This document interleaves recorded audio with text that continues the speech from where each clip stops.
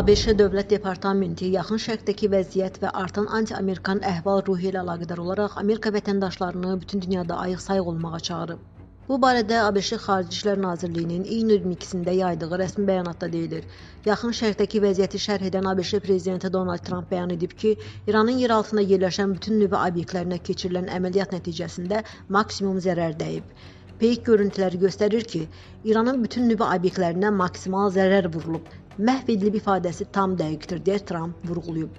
Dövlət başçısı əlavə edib ki, ən böyük dağıntılar yer səviyyəsindən xeyli aşağıda yerləşən obyektlərdə qeydə alınıb.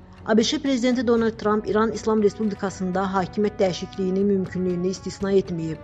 Hakimiyyət dəyişikliyi terminini işlətmək siyasi baxımdan korrekt deyil. Lakin əgər hazırki İran rejimi ölkəni yenidən qüdrət etməyə qadir deyilsə, o zaman rejim niyə də dəyişilməsin, Trump qeyd edib. Misal İskəndərova, Hüma Cəfərova, Mira TV.